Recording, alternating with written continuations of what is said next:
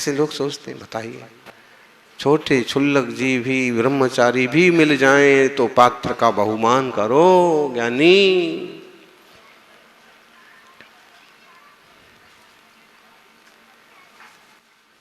श्रावक की 7 गुण, 16 हो गए। अब ये 16 गुणों से संपन्न व्यवस्था मिले, ऐसे कोई विधि पूर्वक चर्या हो तो आहार हो। और ऋषभ देव प्रभु पहले तो लगातार 6 माह ध्यान में बैठे रहे, फिर 7 माह 9 दिन तक 8 दिन तक परिभ्रमण करते रहे, लेकिन ऐसा कोई योग नहीं बना कि प्रतिग्रहण होता हो। विधियां जानते हों लोग, आहार नहीं हुआ। 7 महीने 8 दिन और बीत गए, आहार नहीं हुआ। क्यों? बिना विधि के आहार नहीं होता है।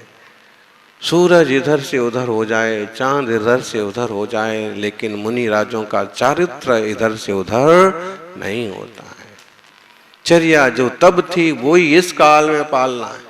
और अगर वो अपने मार्ग पर डटे रहेंगे तो जंगल में भी आहार देने वाले मिल जाएंगे। सागर किनारे यहां एक घर नहीं है, लेकिन शायद चौके तो 20 हैं।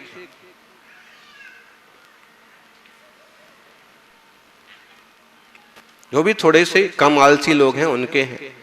खुद करो, सेवा करो, मेवा मिलेगा। और धर्मात्मा तो कहता है कि मेवा मळे के ना मळे, मने सेवा तुम्हारी करवी छे। मुक्ति मळे कि ना मळे, मने भक्ति तुम्हारी करवी छे। लेकिन हो उल्टा जाता है, सेवा की और मेवा ना मिला तो सेवा कहते हैं कि मेवा मळे के ना मळे, मने सेवा तमारी कड़वी छे। कड़वी थई गई। 2-4 नाम बता देंगे हम। सेवा तो करी, लेकिन उनके मन माफिक उनको मेवा नहीं मिला, उनके मन का ना हुआ, साधु उनके घर तक ना पहुंचे, तो सेवा कड़वी हो गई, लापता ही हो गए। किसी की कोई त्रुटि हुई और एक कठोर वचन निकल गया कदाचित, तो सेवा कड़वी छे। क्या करें, कलयुग है।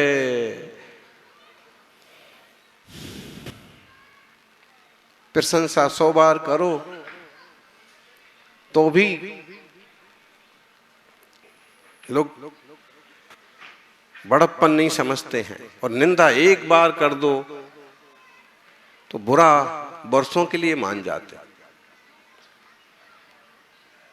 ऋषभ प्रभु तो ऋषभ थे, ना निंदा में थे ना प्रशंसा में। पूर्ण समता भाव, सर्वद सार सावध व्रतोस्मि बाला उन्होंने व्रत स्वीकार किया। परम संयम की मुद्रा और नगर नगर पड़गाहन होता तो, लेकिन किस चीज का पड़गाहन होता?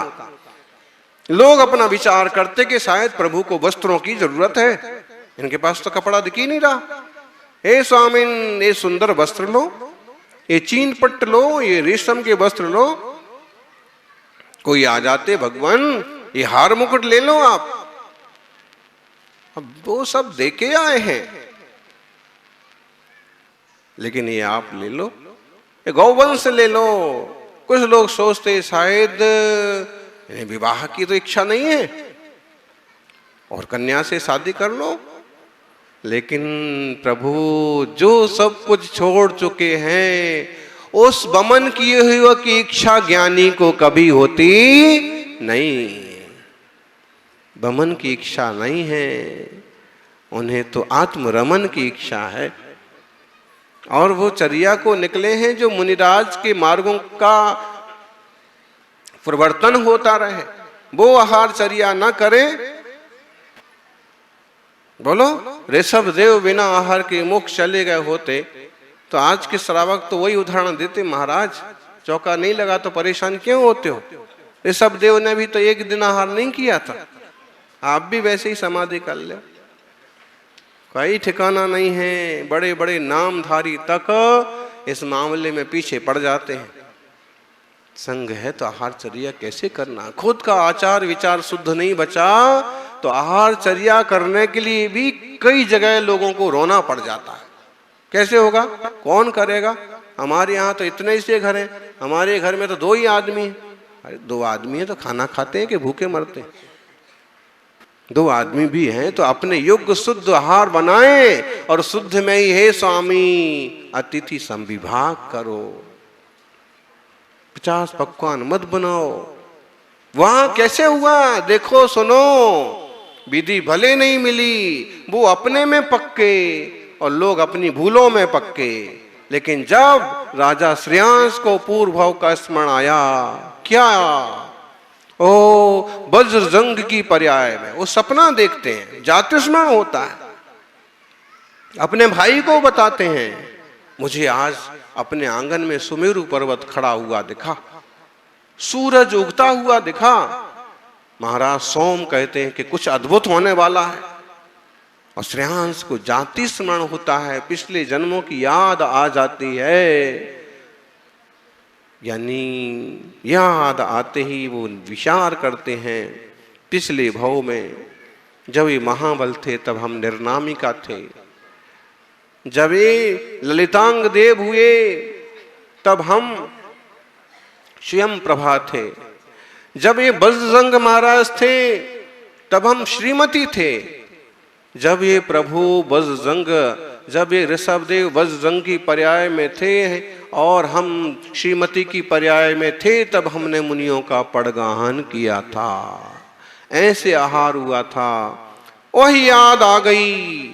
उसके बाद बाली पर्याय, मरने के बाद आहार दिया, आहार के फल से भोग भूमि का आश्रय बंद हुआ, भोगों की सामग्री मौत का कारण बन गई। सुगंधित धुएं से घुट करके मरे और भोग भूमि में जन्म हुआ। वहां पर हमारे पूर्व जन्म के परिचित मुनि राजों ने आके संबोधित किया, सम्यक दर्शन प्राप्त कराया और उसके बाद वहां से श्रीधर नाम के देव बने इस स्वर्ग में और मैं वहां पर स्वयं प्रभदेव बना। वहां से च्युत होकर के सुविधि नाम के राजा बने।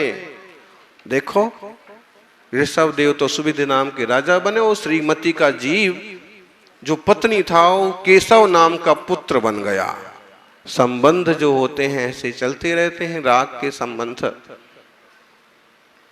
सुविधि राजा ने पुत्र के मोह में दीक्षा स्वीकार नहीं की, लेकिन कोई ऐसा योग संयोग बना, पवित्र परिणाम थे कि उन्होंने श्रावक के व्रत धारण किए, घर में रहते रहते ही अंततः समाधि की। राजपाट छोड़ करके भी उन्होंने घर का जिनालय नहीं छोड़ा और वहीं समाधि की। उसका भी फल ये मिला कि 16वें स्वर्ग में ये च्युत नाम के इंद्र हो गए। और अच्युतेंद्र ये दूसरा जो था, ये उनके साथ श्रीमती का जीव ये प्रतीन्द्र हो गया। देवताओं के भारी भरकम सुखों को भोग करके जब जीवन पूरा सबका होता है, चाहे वो कई सागरों की आयु हो, करोड़ों वर्ष की आयु हो, तो भी पूरी तो होती है। आयु पूरी करके च्युत हुए और वह अच्युतेंद्र वहां से आके वज्रनाभि नाम का चक्रवर्ती हुआ। और वज्रनाभि चक्रवर्ती और जो दूसरा वो था ना श्रीमती का जीव, वो आकर के धन दत्त नाम का उनका गृहपति हुआ, घर को संभालने वाला, गृह मंत्री जैसी व्यवस्था देखने वाला, पास का एकदम। वज्रनाभि चक्रवर्ती की भावना पढ़ो, वज्रनाभि चक्रवर्ती की वैराग्य भावना पढ़ो। जब वैराग्य का भाव इस भाव में आता है तो वह वज्रनाभि चक्रवर्ती अपने सब पुत्रों से आग्रह करते हैं कि तुम ले लो राज्य, तुम ले लो राज्य। और बड़े से लेके छोटे तक सब कहते हैं कि जब आप इसे छोड़ रहे हैं, आप क्यों छोड़ रहे हैं? तो वो कहते हैं राज समाज महाअघ कारण बैर बड़ा बनहारा, बेस्यासम लक्ष्मी अति चंचल, या का कौन पतियारा। प्रभु जब आप ही छोड़ रहे हैं पिता तो ज्ञानी होते हैं और ज्ञानी हैं और समझदार हैं, और जब वो सब छोड़ रहे हैं तो हम बच्चों को क्यों दे रहे? आप जिस मार्ग पर जाएंगे वही मार्ग पर हम जाएंगे। अंततः कहते हैं एक छोटे से बेटे को, पोते को राज दे करके उन्हें निकलना पड़ता है, साथ में बेटे भी दीक्षा ले। संयम किसे कहते हैं? कभी ये निर्वेद भाव पैदा तो हो, इस अपार संसार से कैसे बचें? एक ही भाव है हमारे पास, और उसमें कितने साल कितने दिन हैं वो हमें पता नहीं है। ऐसा क्या करें कि जन्म मरण का फांसा मिट जाए? ऐसे सुयोग भी बार बार नहीं मिलते। यानी बज्रनाभि ने दीक्षा ली, कठिन तपस्या की। गृहपति ने भी दीक्षा ले ली। उनके जो भाई बने थे पिछले जन्म के लगे आए हुए भरत बाहुबली के जीव, उन्होंने भी दीक्षा ले ली। सब दीक्षा लेकर के ये सबों 10 जीव महान तप करके सर्वार्थ सिद्धि के देव बने। सबसे ऊपर वाला स्वर्ग 33 सागर की आयु, उसके सुखों का तो क्या वर्णन करें। लेकिन आखिर वो भी तो संसारी है, उसमें भी तल्लीन नहीं होते हैं, वहां देवियां नहीं होती हैं, फिर भी अपार अवधि ज्ञान है, अपार शास्त्र ज्ञान है।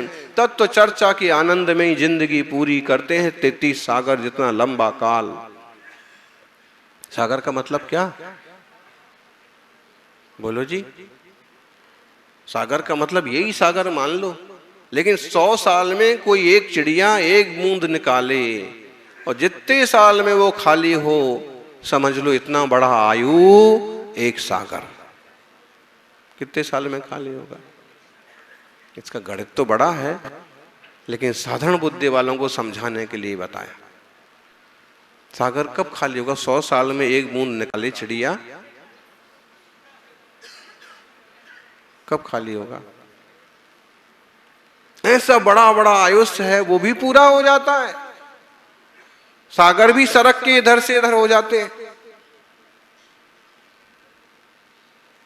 सज्जनों, आयु पूरी हुई और वर्षा सर्वार्थ सिद्धि का देव यहाँ आकर के महाराजा नाभि राय मरुदेवी माता के यहाँ पर ऋषभ देव नाम का पुत्र हुआ। देवताओं ने गर्भ कल्याणक मनाया, जन्म कल्याणक माया। महान राज्य का संचालन करते हुए, सारी दुनिया को सन्मार्ग दिखाते हुए, एन स्वयं बोधमयेन लोका आश्वासिता के चन वित्त कार्ये प्रबोधिता के चिन्ह मोक्ष मार्गे तमादिनाथम प्रणमामि नित्यम। आदिनाथ ने क्या किया? अपने जमाने में लोगों को असी मसी कृषि शिल्पकला विद्या और वाणिज्य जैसी शिक्षाएं दी। 52 जनपदों की व्यवस्था बिठाई, राज्य व्यवस्था बनाई। लोग खेती कैसे करें, इक्षु का वपन सिखाया। गन्ने की खेती सिखाने से, इक्षु की खेती सिखाने के कारण से वो इक्ष्वाकु कहलाई, और पूरा वंश इक्ष्वाकु कहलाया। अनेक तीर्थंकर उसी में हुए, राम भी उसी इक्ष्वाकु वंश में हुए। आत्मार्थी हो?